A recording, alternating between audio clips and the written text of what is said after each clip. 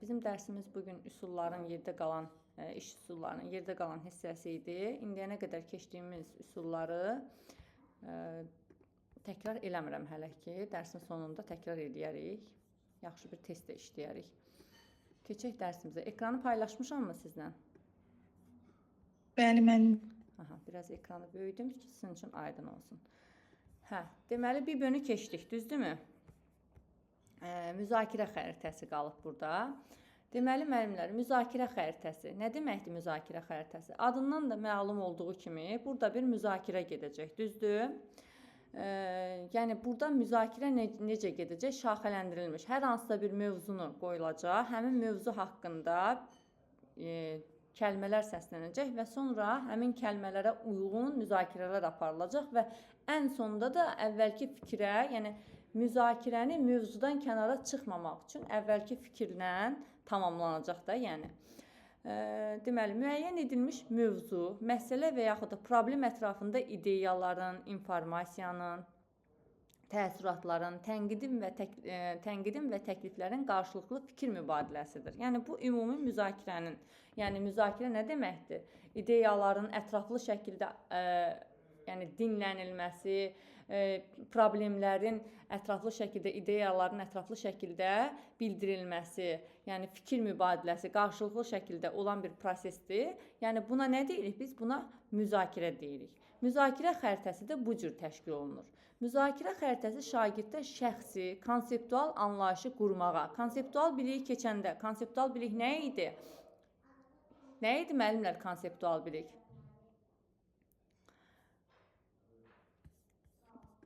Kim deyə bilər? Nigar müəllimə, konseptual bilik nə idi biliyin növlərində? Konseptual bilikdə nə var idi? Ümumiləşdirmə var idi. Buyurun, Aygül müəllimə. Konseptual bilikdə ümumiləşdirmə var idi. Bütün, məsəl üçün, dövlət rəmzləri görürüksə, konseptual biliyə onu aid edirdik. Məsəl üçün... Yox, müəllimə. Konseptual bilik ümumiləşdirmə var idi, konseptual bilik əsaslandırma var idi, aid etmə var idi, düzdürmü? Burada da yəni fikri əsaslandırmaq, konseptual anlayışlar qurmağa, ideyaları əsaslandırmağa, müzakirəni stimullaşdırmağa kömək edir. Müzakirə texnikasından istifadə olunur. Deməli, müzakirə xəritəsində nədən istifadə olunur? Müzakirə texnikasından. Biz başqa nədə müzakirə demişdik, müzakirə texnikası? Hansı iş üsulunda demişdik? Müəllimlər, niyə səsiniz çıxmır? Dinara müəllimə. Başqa hansı iş üsulunda müzakirədən istifadə edirdik? Başqa müəllim, zigzaqda var idi. Zigzaqda oxuyub anlama var idi.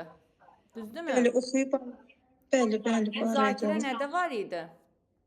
Sinkfeyində var idi. Ki, problem həll etmək, bəli, qərarlar ağacında var, beyin həmləsində var, sinektikanın özündə də problem həll etmə var. Sonra müzakirədə nəyi deyirik? Deyirik, müzakirə xəritəsi şagirdə şəxsi konseptual anlayış qurmağa, ideyalarını əsaslandırmağa, müzakirəni stimullaşdırmağa kömək edir. Müzakirə texnikasından istifadə olunur. Necə tətbiq olunur? Bu üsuldan istifadə edilərkən şagirdlərə hər hansı bir mövzu, məsələ, problem ətrafında suallar verilir. Baxın, problem ətrafında hər hansı bir problemdir və yaxud da mövzu ətrafında suallar verilir. O sualları müzakirə şəklində təşkil edilir, müzakirə edirik də o sualları. Ancaq əsas mövzudan kənara çıxmırıq. Burada ardıcılıq necə gedir? Geniş spektrli bir sual verilir, cavablar, fərziyyələr dinlənilir. Deyilənlər üçün izah və əsaslandırma istənilir. Yəni, müzakirə bu cür təşkil olunur da. Fikir dedinsə, o fikri izah etməlisən, əsaslandırmalısan. Alternativ fikir ideyalara sövq edilir. Yəni, əlavə fikirlər, kimsə orada öz fikrini də deyə bilər o fikrə. Sonra fikirlər əsas mövzuya yönəldən suallar verilir. Yəni, mövzudan kənara çıxmamaq üçün əsas mövzumuz nədirsə, ona yönəldici suallar verilir. Burada təbii ki, fasilitator kimi müəllim çıxış edir. Sonra müzakirənin sonunda əsas məqamlar, deyilən fikirlər ümumiləşdirilir, bir daha vurğulanır. Yəni, bir müzakirə təşkil olunur da, müəllimlər. Başa düşdünüzmü müzakirə xəritəsi? Yəni, bunu xəritə şəklində edirik ki, mövzunun bir neçə hissələrində müzakirə aparırıq, əsas fikirdən kənara çıxmırıq. Əsas məsələ, müzakirə aparan zaman nə olacaq? Əsaslandırma, proqnozlaşdırma da var. Çünki müzakirə aparan zaman hər hansı bir fərziyyələrimizi də deyə bilərik. Təhlil etmə var, fikir ifadə etmə var, nəticə çıxarma, məntiqi tənqidi təfəkkür. Nəticə çıxartma, yəni müzakirə nəyə görə edirik? Müzakirə nəyə görə olur? Bir fikir tamamlanacaq. Əsaslandırma varsa, deməli nəticə çıxartma da var. Şifahi nitq bacarığı, müzakirə edən şəxs nitq bacarığı olmalıdır, danışmalıdır ki, öz fikrini əsaslandırmalıdır, düzdürmü? Əsaslandırma, dinləmə məzəniyyəti. Əgər müzakirədə, qarşılıqlı müzakirədə, yəni biri deyəcək, o onu fikrini bildirəcək, araşdıracaqlar. Bir araşdırma deyəndə bir müzakirə edəcəklər bu fikir ətrafında. Əgər biri deyib digəri eşitməyəcək, dinləməyəcəksə, deməli dinləmə mədəniyyəti olmayacaq. Dinləmə mədəniyyəti olmayan yerdə müzakirə yox, artıq mübahisəyə çevriləcək, düzdürmü? Ona görə dinləmə mədəniyyəti olmalıdır. Ümumiləşdirmə, fikir ümumiləşdirilməlidir. Və müzakirə xəritəsi də gözünüzlə görürsünüz. Bax, burada xəritə formasında çəkilir. Həm də müzakirə xəritəsini biz beynimizdə də bir müzakirə xəritəsi, əlaqələr quraraqdan beynimizdə də onu xəritə formasında elə bir xəritə kimi fikirləşirik də onu. Beynimizdə bir xəritə qururuq, bir əlaqə qururuq. Ona görə də bu müzakirə xəritəsi adlanır. Keçirik akvariuma. Akvarium necədir müəllimlər? Baxın, akvarium, bax burada düzülüş forması var xüsusi. Deməli, bir müzakirə qoyulur ortaya. Həmin məsələyə aid burada ortada oturulan şəxslər bu məsələni müzakirə edirlər. Müzakirə edirlər və o məsələni həll etmə yollarını axtarırlar. Bu zamanda müzakirə aparan şəxslərə qıraqdakılar baxır, dinləyir və qeydlər götürür. Hər sahədə müzakirə necə apardı, məsələn, ümumi səs-küy varmı, bir-birini dinləyib, qıraqdan onlara bir nəzər yetirirlər. Və burada əsas akvariumda əsas məsələlərdən biri müzakirədir və tez-tez bunlar yerini dəyişə bilər. Elə bir şəxs buradan çıxar, gələr, oturar burada dinləyici kimi qulaq asar, bu müzakirəyə qiymət verən tərəf olur, digəri yerini dəyişib gəlib müzakirədə iştirak edən tərəf. Baxaq, Sokrat müzakirəsinin bir versiyasıdır. Elə bir Sokrat diyaloqu deyir, ya Sokrat müzakirəsi. Bax, onun bir versiyasıdır. Akvarium orta və böyük ölçülü qruplarla müzakirə təşkil etmək üçün istifadə olunan strategiyadır. Bu strategiyanı həyata keçirmək üçün şagirdlər iki böyük və kiçik qruplara bölünür. Böyük qrup və kiçik qruplara. Böyük qrup xarici müşahidəçi, yəni müşahidə edir də. Bu ortada gedən müzakirəni müşahidə edir. Harada qalmışdım? Müzakirəni, deməli, böyük qrup xarici müşahidəçi dairəni, kiçik qrup isə daxili müzakirə aparan dairəni əmələ gətirir. Yəni akvariumu əmələ gətirir. Xarici dairənin nümayəndələri daxili dairədə baş verən müzakirəni dinləyir, qeydiyyat aparır, müzakirə zamanı göz kontaktının qurulub-qurulmadığını, mətndə sübutlar gətirilib-gətirilmədiyini, ümumi qiymət verir də müəllimlər. Digər yoldaşlarına imkan verilib-verilmədiyini yoxlayıb qiymətləndirirlər. Sonra daxili və xarici qruplar bir yerə yığılıb, refleksiya edirlər. Bu zaman şagirdlər bir-birindən zəif və güclü tərəflərini öyrənə bilərlər. Beləliklə də şagirdlərdə tənqidi, müzakirə bacarığı və yoldaş qiymətləndirməsi formalaşır. Yəni, baxın, nə etdilər? Qiymətləndirmə varmı? Kənardan baxıb bir qiymətləndirmə verirlər. Deməli, burada nə var? Yoldaş qiymətləndirməsi. Çünki başqasına qiymət verəcəklər. Burada nə var? Müzakirə var. Aha, Cəmalə müəllimə gəldi. Müzakirə var. Axşamınız xeyir, Axşamınız xeyir müəllimə. Axşamınız xeyir, narahat olmayın. Necə tətbiq etməli? Bax, elə tətbiqini də mən sizə dedim. Əsas mövzunu müəyyən edin. Müzakirəni başlamaq üçün açıq sualı müəyyən edin. Əgər müzakirədə mətndən istifadə olunacaqsa, şagirdlərə əvvəlcədən həmin mətni oxumaq tapşırıla bilər. Yəni, müzakirə bir mətni oxuyurlar, sonra o mətn haqqında müzakirə keçirdilər. Akvariumun içərisi daxili dairə üçün şagirdlərdən 4-5 nəfər seçin. Fəaliyyət zamanı yalnız bu şagirdlərin müzakirə etmək hüququ verilir. Daha çox şagird müzakirədə iştirakını istəyirsə, sinifdə bir neçə akvarium yaradıla bilər və yerləri dəyişilə də bilər. Xarici dairənin nümayəndələri təlimatlar verin. Məsələn, danışmayın, müşahidə aparın, müzakirə mövzusu və daxili dairənin fəaliyyəti haqqında qeydlər götürün. Yəni, bax, bunlar danışmırlar, müşahidə aparırlar, özləri üçün qeydlər götürürlər. Yəni, istiqamətləndirməliyik də o müşahidəçiləri. Sonra bir xarici dairə daxili dairənin işinə işini qiymətləndirir də, müşahidə edir. Bəli. Fəaliyyəti yeni tətbiq etdikdə fasilitatorluğu siz edin, yəni müəllim edir, yeni olanda müəllim edir ki, istiqamət verir. Artıq şagirdlər bu fəaliyyəti rahat yerinə yetirirlərsə, fasilitatorluğu şagirdlər arasından kiməsə tapşıra bilərik. Fasilitator müzakirədə çox iştirak etmir, onun əsas vəzifəsi sual verərək müzakirənin davam etməsini təmin etmək və daxili dairədə hər bir şagird üçün fikrini bildirmək imkanı yaratmaqdır. Yəni, bu daxili dairədə biz hər hansısa bir mövzu verə bilərik. O mövzu ətrafında, məsələn, şagirdlər mövzunu oxuyurlar, qərar çıxardırlar, sonra birləşib həmin mövzu ətrafında fikir bildirirlər və qıraqdan da hər sahədə, yəni bir-birini dinləməkdə, yoldaş qiymətləndirilməsi, yəni yoldaşlar da bir-birini dinləyirmi, onların qiymətləndirməsini edir, özü də öz yoldaşına qiymət verir, müzakirənin necə aparıldığını ümumi qiymətləndirir. Sonra strategiyada ilk dəfə tətbiq olunduqda və yaxud da kiçik yaşlı şagirdlərlə işlədikdə suallar əvvəlcədən verilən mətnə əsasən tətbiq edin. Burada açıq suallar, çox geniş, mətndən kənara çıxmamasına diqqət etmək. Açıq sual vermək lazımdır, amma əsas məsələ mövzu ətrafında, yəni fikirləri mövzu ətrafında qurmaq. Vaxtaşırı xarici və daxili dairədəki şagirdlərin yerini dəyişə bilərsiniz. Bu şagirdlərin hamısının müzakirədə iştirakını təmin edə bilər. Bunun üçün əvvəlcədən hazırlanmış prosedurların olması vacibdir. Bu cümlələri sizin üçün, bax, izah edirəm, sonra bu cümlələri oxuyuram ki, kitab cümləsi düşəndə də fikrinizdə olsun. Şagirdlərin yaşından asılı olaraq müzakirəni 10-15-20 dəqiqə ərzində aparıla bilərsiniz. Akvariumdan sonra şagirdlər müzakirə haqqında öz fikirlərini bildirə bilərlər. Bunun üçün fasilitator əvvəlcədən hazırlanmış suallarla şagirdləri müraciət edir. Yəni, ümumi bu müzakirədə də öz fikirlərini bildirirlər. Mövzunun müzakirəsi zamanı sən nə müşahidə etdin? Müzakirə zamanı eşitdiyin və sənin fikrinlə üst-üstə düşən fikirlərdən biri hansıdır? Yəni, müşahidə edən tərəfə verilir də bu suallar. Razılaşmadığın fikirlərdən biri hansıdır?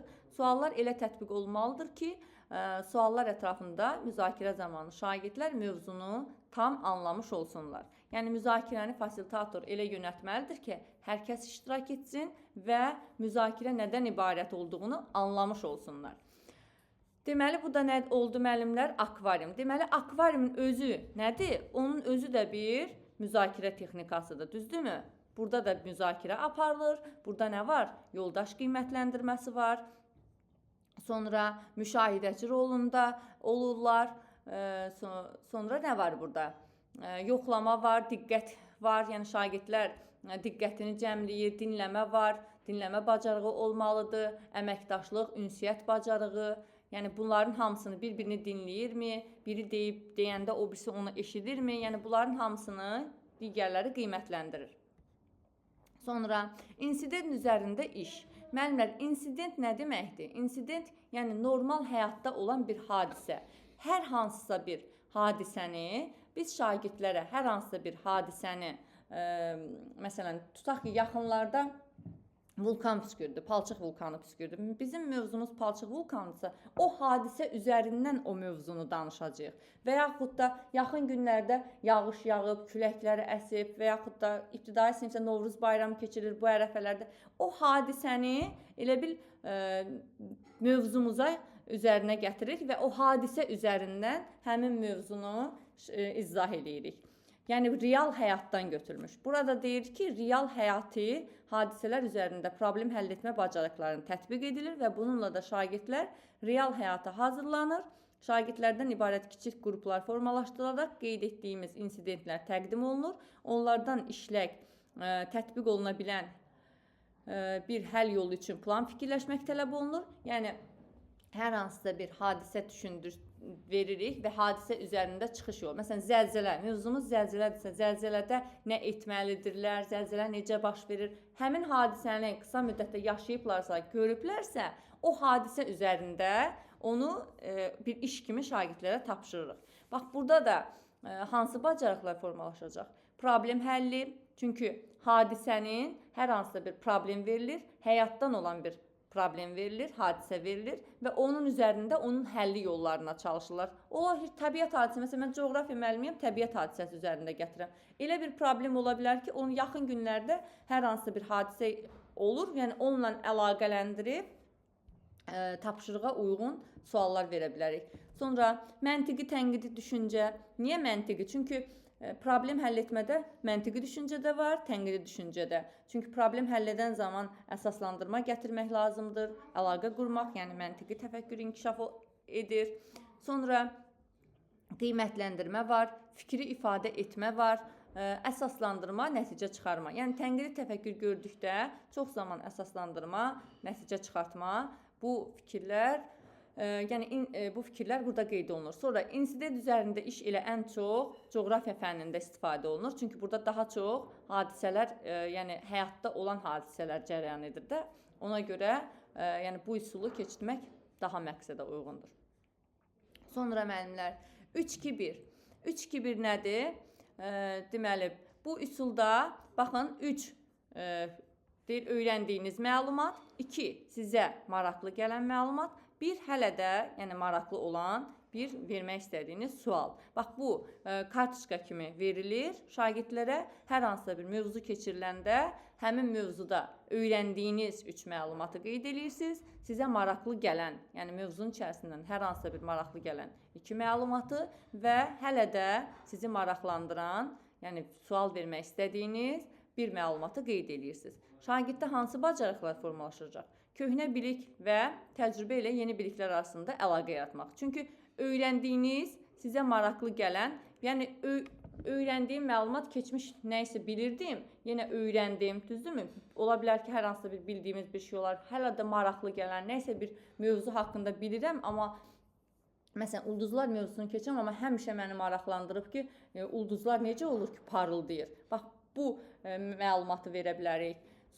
Deməli, qeyd götürmək. Çünki özünüz öyrəndiyiniz məlumatları qeyd edirsiniz. Sizə maraqlı gələn məlumatları və hələ də sual vermək istədiyimiz bir məlumatı. Yəni qeyd götürürük burada. Sual formalaşdırmaq. Yəni özümüz sual verəcəksə, deməli sual formalaşdırmaq bacarığı, münasibət bildirmək bacarığı, yəni öyrəndiyiniz məlumatlar haqqında, sizə maraqlı gələn məlumatlar haqqında münasibətimizi bildirə bilərik. Deməli, bu üsul necə tətbiq olunur? Şagirdlər dərsin mövzusunu, mətn, təlimat və s. ilə tanış olduqdan sonra müəllim şagirdlərə aşağıdakılar barədə qeydlər etməyi tapşırır. Bax, bunu vərəqi verir. Öyrəndiyiniz 3 məlumat, sizə maraqlı gələn 2, hələ də sizi maraqlandıran bir sual və 3-2-1 üsulu vasitəsilə müəllimlər həm də təlim proqramında nəyi yenidən keçməli olduqlarını görə bilirlər. Yəni, şagirddə sual qalır, hələ də ona çatmayan sual qalırsa, müəllim artıq bilir ki, bu sual ətrafında daha yaxşı işləməlidir. 3-2-1 üsulunda müəllimlər, bu hissəni oxudum sizə. Bu üsul müəllimlərə şagirdlərin mövzu barəsində anlama bacarığını, maraqlarını ölçməyə imkan verir. 3-2-1 sualların bölüşülməsi, geniş sinif müzakirələrinin yaranması və əvvəlki mövzuların təkrarı baxımından da effektiv üsuldur. Bu üsul həmçinin refleksiya zamanında istifadə olunur. Görürsünüz, refleksiya nə idi? Deyin görüm, Cəmalə müəllimə, refleksiya nə idi? Əvvəlki biliklərimizi yenidən düşünməkdə, yəni elə bil tənqidə yanaşmaq öz biliklərimizə. Bir yenidən nəzərdən keçir, dönüb geriyə baxmaq ki, bugün nə keçdim, nə elədim, nə öyrəndim, düzdürmü?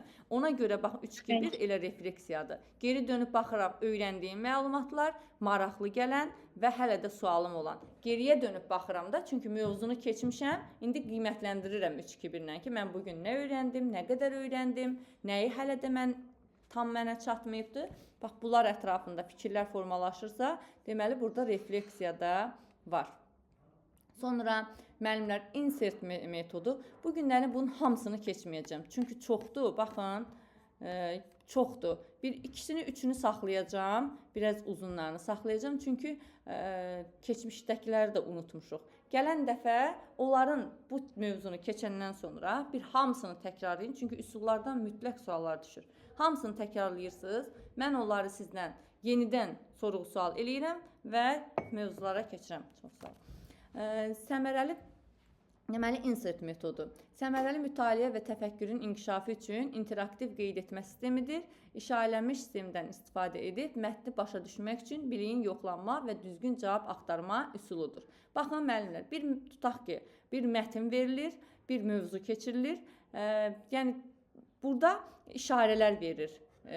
Belə bir vərəq paylayır, işarələr verir və biz deyirik ki, burada işarələrin mənası açıqlanır. Əvvəlki bildiyiniz məlumatı təsdiq edən informasiyadırsa, yəni mövzunu keçən zaman mən bunu əvvəl bilirdim, onu təsdiq elədi bu məlumat, yəni bildiyim kimidir burada, onda bu işarəni qoyuruq. Sonra oxuduğunuz informasiya əvvəllər bildiyiniz inkar edirsə, yəni mən əvvəl bunu başqa cür bilirdim, amma burada tam başqa cür yazılıb. İnkar edirsə bu işarədən istifadə olunur. Rast gəldiyiniz informasiya sizin üçün təzədirsə, yəni yenidir, yeni bir informasiyadır, onda plus qoyuruq və haqqında əlavə məlumat almaq istədiyiniz məsələ varsa, qarşısında müvafiq işarəni qoyun. Yəni elə bir nüans var ki, siz onu tam dərk eləmədinizsə, hələ də başa düşməmisiniz, onun qarşısında, həmin fikrin qarşısında sual qoyursunuz ki, yəni bu mənə hələ də qaranlıq qaldı. Deməli, bax deyir, yeni dərsi oxumazdan əvvəl müəllim şagirdləri cütlərə ayırır. 5 dəqiqə ərzində şagirdlərdən mövzu ilə əlaqədar biliklərini yazmağı xahiş edir. Müəllim bildirir, ola bilər ki, sizin yazdığınız dəqiq olmasın, buna o qədər də fikir verməyin. Dərsin gedişi zamanı düzəliş edəcək. Yəni, əvvəlcədən, mövzunu verməmişdən əvvəl şagirdlər öz bildiklərini yazır həmin mövzu. Tutaq ki, bugünlərin dərsimiz vulkanlardır və yaxud da bugünlərin dərsimiz Azərbaycan dilindən bir mövzu olsun, isimdir. Mövzu haqqında, yəni isim haqqında bildiklərini yazırsan, sonra artıq müəllim bugünkü mövzunu keçəndə sən onları qarşılaşdıracaqsan. Ola bilər ki, sizin yazdığınız dəqiq olmasın, buna o qədər də fikir verməyin. Dərsin gedişatı zamanı düzəliş edəcək. Şagirdlər bildiklərini alt-alta siyahı şəkildə yazırlar. Sonra mətn paylanır, şagirdlərə oxudulur. Şagirdlər oxuduqca səhifənin kənarında işarələr qoymaqla tapşırığı həll edirlər. Yəni, işarələr qoyurlar, bax, bu işarələrdən istifadə edirlər. Bu cədvəl lövhədə çəkilir və hər qrupun yazdığı ora qeyd edilir. İlk məlumatlar oxuduqdan sonra bildiklərini müqayisə və müzakirə edirlər. Yazın inserti də müzakirəyə.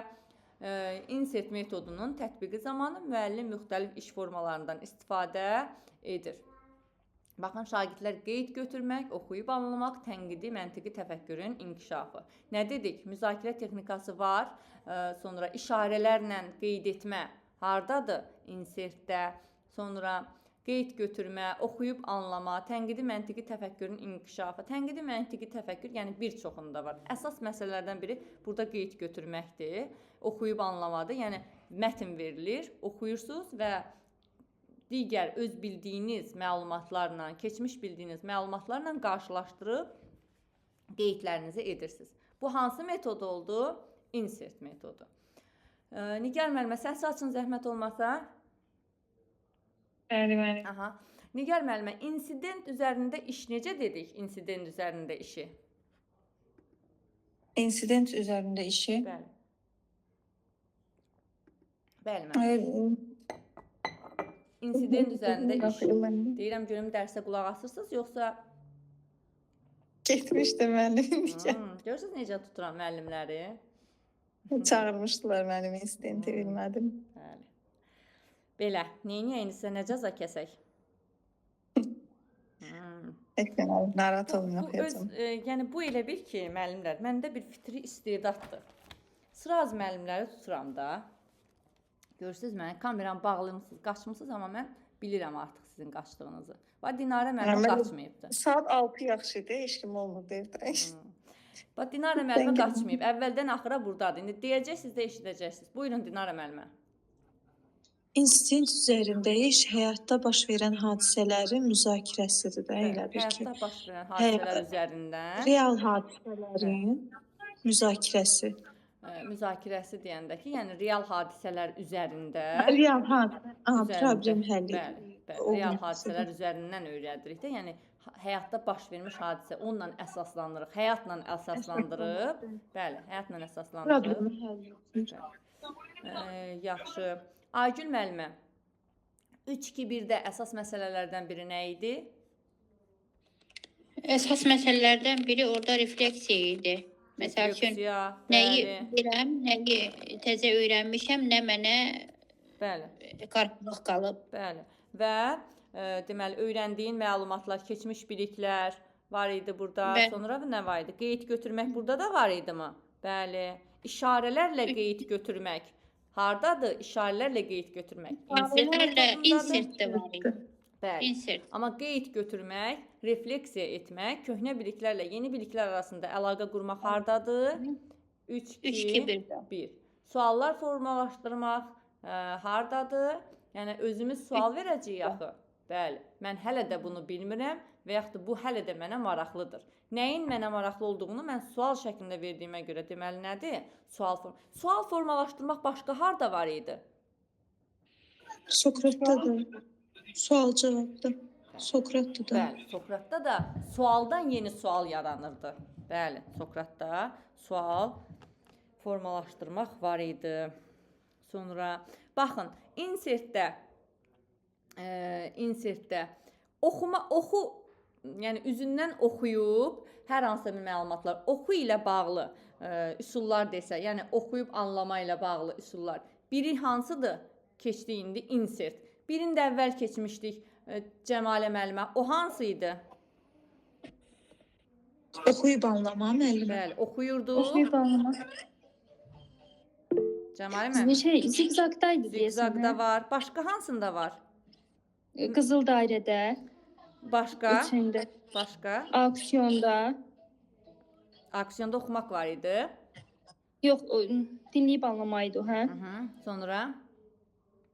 Sonra Fryer modelində var idi.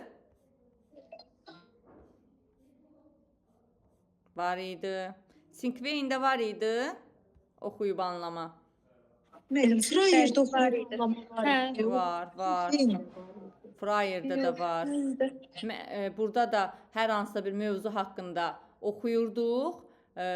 Sonra yəni o mövzu haqqında bildiklərimizi həmin hissələrə yazırdıq. 4, hə, 4 Bəli, bucaqlıydı. 4 hə. Bəli. Bax, Fryer Dörd. modeli söz analizi aparmaq və söz ehtiyatı yaratmaq üçün istifadə edilən iş vərəqidir. 4 bucaqlı, bircə dəqiqə. Burada 4 bucaqlı modeldir. Birinci tərifini verməklə, ikinci vacib xüsusiyyətini sadalamaq, üçüncü nümunələri göstərməklə, qeyri-nümunəni göstərməklə müəyyənləşdirmə imkanı. Bu model vasitəsilə şagirdlər müəyyən bir konsepsiyanı anladıqlarına əmin olur və həmin konsepsiyanı digər konsepsiyalarla fərqləndirə bilir. Şagirdlər nəslənin tərif və xüsusiyyətini təhlil etməklə onu nümunə və qeyri-nümunələrlə tətbiq etməlidirlər. Şagirdlər Fryer iş vərəqini izah etdikdən sonra müəllim oxu materialından seçdiyi söz siyahısını onlara təqdim edir. Oxuyurlar axı. Şagirdlər bu sözləri gözdən keçirir. Daha sonra şagirdlərə və ya şagird cütlərinə bu sözlərdən biri seçilib verilir. Onlar bu sözün seçilmiş oxu mətni tərkibində yenidən gözdən keçirirlər. Həmin sözü iş vərəqlərində kateqoriyalara uyğun təmin etməyə başlayırlar. Aydındır? Burada oxu var. Oxu mətninin içərisindən sözü seçirlər və hissələrə ayrılırlar. Həmin mövzunun tərifi, aid olan xüsusiyyətlər, aid olmayan xüsusiyyətlər və nə var idi burada? Müəllim, bu oxuyub anlama proqnozlaşdırmada da ola bilər. Proqnozlaşdırmada oxuyursan onun sonunu, orada da oxuma var, amma sonunu gətirmək var da. Bəli, proqnozlaşdırmada oxu var, amma oxuyub anlama Anlayırsan ki, axıra kimi oxumur da, əvvəlini oxuyur, oxuyur, axırını məntiqi anlayır. əlaqə qurur da. Məntiqi əlaqə qurur. Yəni ardını gətirir proqnozlaşdırmada. Burada əsas məqsədimiz oxu var, oxuyur burada, amma əsas məqsədimiz oxumaq yox, onun sonda yəni sonunu gətirmək. Əsas məsələ burada yaradıcı təfəkkürdür. Bəli. Proqnozlaşdırma sonu necə bitə bilər, onu özümüz yaradırıq. Həm burada tənqidi təfəkkür var, məntiqi təfəkkür var. Niyə tənqidi təfəkkür var? Əlaqə qururuq. Mövzunun əvvəli ilə axırı bir uyğunluq olmalıdır. Məntiqi əlaqə ilə. Tənqidi təfəkkür araşdırırıq bu mövzu ətrafında və özümüz öz fikrimizi deyirik, yaratmaq. Yəni proqnozlaşdırmada tənqidi də var, məntiqi də var, yaradıcı da var, təhlil etmək də var, dəyərləndirmək də var. Bəli. Bu iş üsullarının əsas məsələlərindən biri. Yenə deyirəm, yadınızdan çıxır, bəli, unudulur. Məsələn, hansı iş üsulu necə aparılır, necə tətbiq olunur? Onu bir daha yenidən təkrarlayın ki, çünki iş üsulunun nə formada keçiriləcəyi yadından çıxanda sən onun hansı bacarıqlar formalaşdırdığı da yadından çıxır. Əsas məsələ iş üsulunu yadınızda saxlamaqdır ki, necə formalaşır. Sonra bax, əlaqə yaratmaq, assosiasiya yaratmaq, əlaqə yaratmaq hansılarında var idi? Hansılarında? O əvvəlki biliklə əlaqə yaratmaqdır da, müzakirə ilə bayaq dedik xəritəsi. Yox, Figür. yox, əvvəlki biliklə yox. Mövzu arasında əlaqə yaratmaq. Yaxşı, qoyun ki, mövzunu keçim, çox qalmasın. Sonra deyəcəm. Bax, anlayışın çıxarılmasında var assosiasiya yaratmaq. Anlayışın çıxarılmasında var. Sonra qeyd etmişdim. İndi biz gələn dəfə hamısını Sinektikada, auksionda təkrar var. edəcəyik. Onda Bəli. daha yaxşı yəqin Bəli. bilərik hamısını elə onda. Təkrar edəndə, çünki bayramdan qayıtmısınız, biraz qarışdırırsınız. Prosta çalışıram ki, yadınıza salın bunları. Bax, 4N1KH Kipling modeli. Bu model haqqında sizə danışmışdım yadınızdadsa. Burada hər hansısa bir layihə qurulur. Layihə nədən ibarətdir? Niyə hazırlanır? Nə vaxt olacaq? Necə hazırlanacaq? Kim hazırlayacaq? Harada? Bu suallara cavab verilir. Və burada da layihə, bax, deyir ki, kimlər cavabdehdir, yəni layihədən. Layihə və ya prosesdə məhsul şəxsləri müəyyənləşdirin. Yəni, kimlər hazırlayacaq? Layihəni kim icra edir? Nə? Layihənin mövzusu nədir? Yəni, layihə nədən ibarətdir? Layihənin üstünlüyü nədir? Nə sualına cavab verir? Yəni, bu nə vaxt istifadə olunur? Layihə hazırlanan zaman. Yadınızdadır da bu layihə hazırlayan zaman. Bunu harada keçmişdik? Tənqidi təfəkkürdə, yaradıcı təfəkkürdə də bunun adını çəkmişdik. Çünki yeni layihə hazırlanır daxı. Demişdik, bu iş üsullarından istifadə olunur. Sonra harada layihənin həyata keçiriləcəyi məkan və yaxud da yeri müəyyənləşdirmək. Niyə? Layihənin məqsədini müəyyənləşdirir. Layihə niyə planlaşdırılıb? Nəyə görə bu qərar verilib? Necə? Layihənin həyata keçirilmə ardıcılığı metodunu müəyyənləşdirin. Layihə necə reallaşacaq?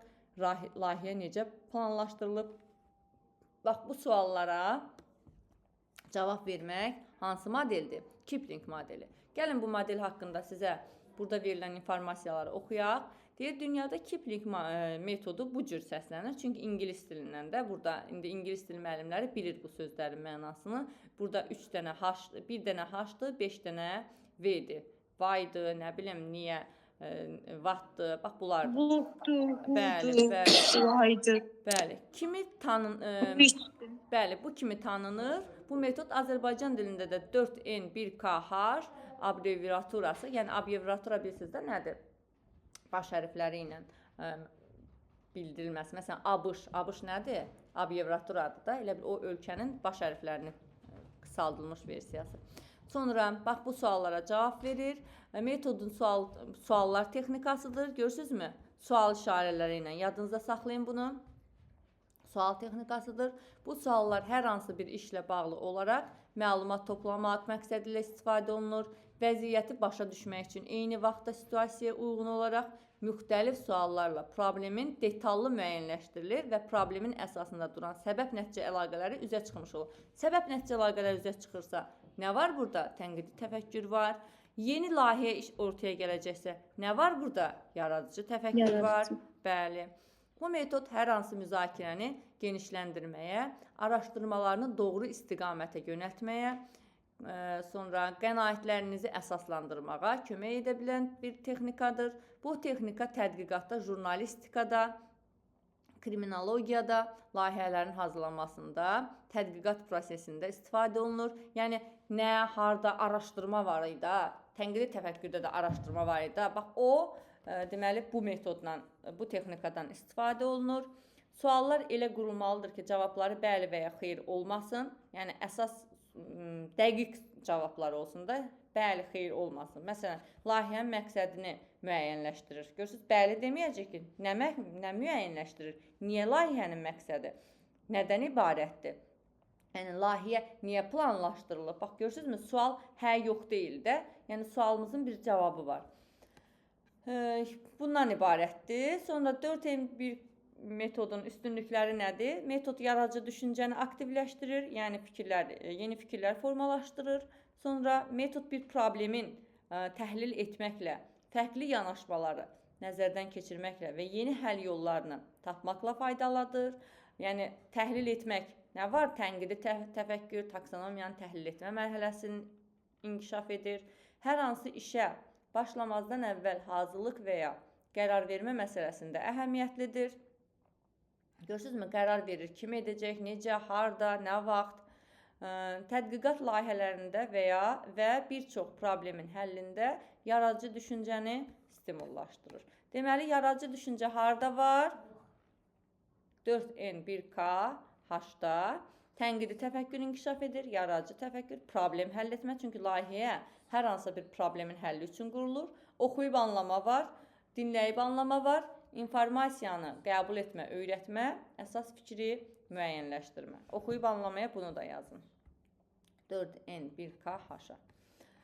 Unuda bilərsiniz. Çünki baxın, yaradıcını biləcəksiniz, tənqidini, problem həll etmə, əsas fikrini müəyyənləşdirmə, informasiyanı qəbul etmə, dinləyib anlamanı da bilərsiniz, tuta bilərsiniz buradan. Bir dənə oxuyub anlamanı biraz qarışdıra bilərsiniz. Oxuyub anlama da var burada. Sonra simulyasiya və rollu oyun. Müəllimlər, bu necə tətbiq olunur? Biri var, özünü kiminsə yerinə qoyursan. Aha, Ruqiyyə müəllimə gəldi. Axşamınız xeyir Ruqiyyə müəllimə. Ruqiyyə müəllimə, bu vaxtı biraz çəkə bilmərsiniz ingilis dilindən. Mən Leyla müəllimə idi də sizdə Ruqiyyə müəllimə. Ruqiyyə müəllimə, səsi açmısınız? Hə, yaxşı, sonra danışarıq. Deməli, biri var ki, məsələn, həkim olmaq, rollu oyun, yəni rola girmək. Biri var ki, özünü onun yerinə qoya bilmək. Bax, indi oxuyacağım, burada sizə bir izah edəcəm. Bəzən bu iki iş üsulu eyni cür təqdim edilir, yəni eyni şey deyil.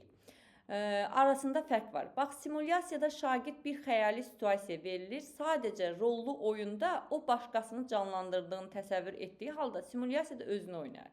Biri var ki, məsələn, mən canlandırım kimi, tutaq ki, hər hansısa bir aktyoru canlandırıram. Mən onun roluna girirəm, düzdürmü? Onun roluna girirəm. Yəni, mən o deyiləm, onu elə bil göstərirəm. Biri də var ki, mən həkim oluram. Məsələn, uşaqlar birdən həkim olur. Və özümü həkim kimi, yəni öz rolumu oynayıram. Mən həkim olsam necə həkim olaram? Mən müəllim olsam necə müəllim olaram? Bax, bu simulyasiyadır. Amma özünü, buyurun Aygün müəllimə. Müəllimə, onda siz danışınca mən qeyd edirəm, biraz dəqiqləşdirin. Rollu oyun onda imitasiya deməkdir də, belə çıxır. Başqasının hərəkətlərini təkrar etmək. Düz başa düşdüm? Bu parodiyadır. Deyirəm müəllimə, deyirəm. Bircə dəqiqə, baxın. Rollu oyun hər hansı bir problemi müxtəlif nöqteyi nəzərdən yanaşmalardan ibarətdir. Simulyasiya ilə imitasiya, təqlid etmək, fəaliyyət və hadisələri yalandan yaratmaq deməkdir. Hər iki üsulda iştirakçılar müxtəlif rollarda olurlar. Simulyasiya imitasiyadır. Hər iki müxtəlif rol, hər hansı bir hadisəni həmin nöqteyi nəzərdən qiymətləndirirlər. Rollu oyun və simulyasiyada təkcə ədəbiyyat dərsində əsərlərin səhnələşdirilməsi üçün yox, digər fənlərin də, yəni bax bu hissəni bir də sizə oxuyuram, qulaq asın. Özünüz üçün bax qeydi buradan götürün. Birdən mən deyəndə başa düşmərsiniz. Baxın, rollu oyunda olduğu kimi simulyasiyada da şagird bir xəyali situasiya verilir. Sadəcə rollu oyunda o başqasını canlandırır. Rollu oyunda başqasını canlandırır. Amma simulyasiyada özünü oynayır. Rollu oyun başqasının necə deyim bunu sizə? Bax, izah elədim müəllimə. Rollu oyun məsələn hər hansı bir aktyoru canlandırırsansa, onun xüsusiyyətlərini sən canlandırırsan, özün onun roluna girirsən. Amma simulyasiyada elə bir məsələn həkim olursansa, sən necə həkim olarsan, onu deyirsən. Simulyasiya bəli, imitasiyadır. Çünki imitasiyada mən onu yamsılamıram ki, onun roluna girmirəm. Özüm necə eləyə bilərəm onu? O cür yanaşıram. Ona görə simulyasiya imitasiyadır. Başa sala bildim müəllimlər. Bunu çox zaman qarışdırırlar. Bəli, mən başa düşdüm. Aysa, rollu oyun, sən o rola girirsən. Simulyasiya isə artıq o rol, elə bil onu özün oynayırsan. Elə Testlərdə bir mən müəlliməyəm, amma Hə. mən deyirəm ki, mən Nuranə müəllimə kimi müəllim olacağam. Sizin elədiyiz hərəkətləri təqlid eləyirəm. Bəli. Bu olur rollu oyun. bəli, Amma mən müəlliməyəm, özüm kimi müəllim olacağam. Necə özünüz müəllim olacağam? canlandırırsınız da. Fərqli. O Bəli. bütün müəllimlərdə fərqli olacağam da. Bəli. Bu artıq simulyasiya olur. Bəli. Burada da, yəni simulyasiyada da hər hansısa bir, məsələn, Bir dəqiqə, dərsin adı nədir? iş üsulları Ruqiyyə müəllimə. Hə. Necə tətbiq Müəllimə. olunur? Bəli. Bəli, Aygün müəllimə. Mən tam anlamadım. Rollu oyun, məsəl üçün mən Xoşqədəmi oynayıramsa bu rollu oyun olur. Bəli, Belə bəli. başa sal. Bəli. Məsəl üçün mən elə bil ki, özüm necə bacarıramsa, verilişi aparıramsa bu olur simulyasiya. Bəli, bəli. Ha, burada imitasiya indi oldu bu simulyasiyada. Bəli, imitasiya, simulyasiya. Niyə Belə yadda axı saxlayın. o şeyi təkrarlayıram axı o birinin məsəl ki Onun rollu roluna oyunda girmirsiniz də, təkrarlayıram. onun roluna girmirsiniz. Siz onu yamsılamırsınız ki, onun etdiyi hərəkətləri eləyirsiniz. Müəllimlikdə hamı eyni işi eləyir. Amma hərənin öz yolu var. Amma rollu oyunda sırf sən onun roluna girirsən. İmitasiya vəbşə nə deməkdir? Başqasının hərəkəti təkrarlamaq deyil. İmitasiyanı Aygün müəllimə, biz taksonomiyaya keçmişik sizlə. Yox. Yox, ona görə. Onda imitasiyanı saxlayın. Siz bilin, simulyasiya imitasiyadır. Taksonomiyaya keçəndə mən onu sizə ətraflı izah edəcəm. Fənnin xarakterindən mən, çünki o dərs artıq başqa dərsdir. Mən bu dərsi qoyub imitasiyanı izah edə bilmərəm. Yox, bunu deyəndə başqasının hərəkəti təkrar etməkdir, yoxsa o deyil. Bir bunu deyin, bilin. Bəli, təkrar etməkdir, amma özünü onun yerinə qoymursan da, sadəcə olaraq onun etdiyi hərəkətləri edirsən. İmitasiya başqa bir şeydir. Sadəcə olaraq burada onun simulyasiya ilə oxşarlığını izah ediblər. Başa salacağam müəllimə imitasiyanı. Dərsi bitirim. Fənnin xarakterindən, mövzusundan asılı olaraq şagirdi bir xəyali situasiya təqdim edilir və o situasiyada onun və ya obrazın nə edəcəyi, nə deyəcəyi deməli, nə deyəcəyini düşünür. Məsələn, tarix dərsində şagirddən özünü bir ziddiyyətli tarixi şəxsiyyət yerinə qoyaraq müvafiq qərarlar verilməsini istəyir. Simulyasiyanın təlim simulyasiyası adlı xüsusi bir növü də vardır ki, deməli, bu bir növ müəllim-şagird rolu kimidir. Məsələn, müəllim şagirdə öz sinif yoldaşlarına hər hansısa bir mövzunu izah etməyi tapşıra bilər. Mövzunu izah edən şagirddə qavrama yüksəlir və eyni zamanda şagird motivasiya yaranır ki, gələn dəfə müəllim rolunda ola bilərlər. Deməli, bundan əlavə ola bilər ki, yuxarı sinif şagirdləri, aşağı sinif şagirdlərinə hər hansı bir mövzunu izah etsin. Rola girmək, yəni rolu yaxşı ifa etmək, tənqidi və yaradıcı təfəkkürü inkişafına əməkdaşlıq, idarə etmə və öyrətmə bacarıqlarını inkişaf etdirir. Sonra burada sizə müəllimlər, mən kiməm izah eləyəcəm. Mən kiməm, bu oyunu bəlkə də öz aranızda da oynamısınız. Deməli, hər hansısa bir şəxsiyyət olur, həmin şəxsiyyətin adı yazılır bir uşağın alnına və yaxud da kürəyinə yapışdırılır.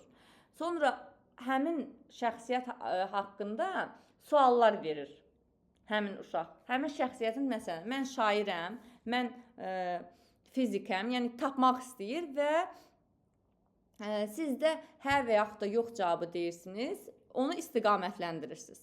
Aydındır müəllimlər bu oyun? Yəni bir oyun növü kimidir də bu. Burada nə baş verir? Sual vermək, köhnə və yeni biliklər arasında əlaqəni müəyyənləşdirmək. Əgər mən şairəmsə, artıq hansı şairin hansı xüsusiyyətləri var, hansı əsərlərdən misal gətirə bilərlər burada. Yəni onu tapmaq üçün, ona görə köhnə biliklərindən istifadə edəcək. Gəlin tətbiqi bir daha sizin üçün oxuyum. Bir şagirdi seçib, yapışqanlı kağıza onun üçün seçdiyiniz şəxsiyyətin adını yazıb, alnına yapışdırırsınız.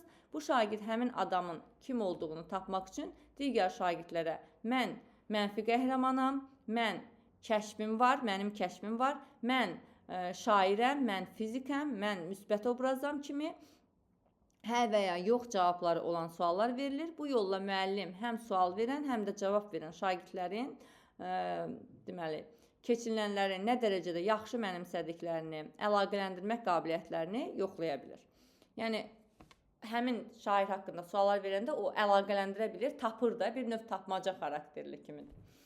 Sonra burada da sizə müəllimlər, 2 nömrəli sual verir. 2 nömrəli sualın cavabını yazırsınız. 2 nömrəli sualın cavabını yazdıqdan sonra müəllim sizə Bu da mən kiməm iş üsuludur. Hansı bacarıqlar köhnə biliklər, yeni biliklər arasında əlaqə və sual vermək bacarığı inkişaf edir.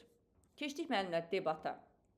Debatı mən sizə bir neçə dəfə izah eləmişdim. Deməli, debat necə olur? Məsələn, bir mövzu verilir, iki fərqli tərəf olur. Tutaq ki, məsələn, biri təhsil naziridir, digəri isə bax müəllimlərdir. İndi biz müəllimlər öz tərəfimizdən danışırıq. Təhsil Nazirliyində olan mənfilərdən, Təhsil Nazirliyində müəllimlərdə olan mənfilərdən, müsbətlərdən danışır və hər kəs özünə haqq qazandırmağa çalışır. Mən hansı tərəfəmsə, o tərəf kimi çıxış eləməliyəm. Onların nöqteyi nəzərindən danışıb fikirlərimi əsaslandırmalıyam. Əsas məsələlərdən biri burada fikri əsaslandırmaqdır. Yəni mən öz fikrimi əsaslandırmalıyam ki, bəli, bu sözü ağzımdan çıxırsa, bunu nəyə görə deyirəm? Əsaslandırmalısan. Məsələn, müəllim deyir ki, nəyə lazımdır bu kurikulum? Niyə kurikulumdan keçməliyik? Deyirsən, əsaslandır. Əsaslandırmalıdır ki, məsələn, bu yersizdir, bu lazımlıdır. Əvvəl ənənəvidə bu var idi, niyə indi bu var? Bax, bunları əsaslandıra bilirsə, artıq qıraqdan da müəllim baxır, ona bir işarə qoyur. Kimin əsaslandırması daha çoxdursa, həmin komanda qalib gəlir. Elə bil, digər komandanı məğlub edir. Burada nə baş verir? Daha çox müzakirə baş verir. Bunlar, Fatimə müəllimə, çıxdı bir dəqiqə. Burada əsas məsələlərdən biri nədir? Kim hansı fikir səsləndirirsə, o fikri əsaslandıra bilməlidir. Argumentlər gətirməlidir və müəllim də qıraqdan kim daha çox argument gətirə bilirsə, elə bil o komandanı qalib sayır. Aydındır müəllimlər, hansı bacarıqlar formalaşır? Sual tərtib etmə, sual vermə, qərar qəbul etmə bacarığı, mövzunun araşdırılması, əsas anlayışlarla iş, dinləyib anlama, natiqlik məharəti.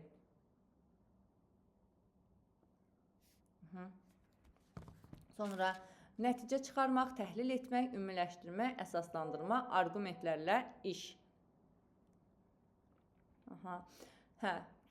Deməli, bu bacarıqlar inkişaf edir. Əsas nə? Argumentlərlə iş, əsaslandırmaq, ümumiləşdirmək, təhlil etmək, natiqlik məharəti, yəni öz fikrini çatdırmalısan. Əsas burada danışacaqsan axı.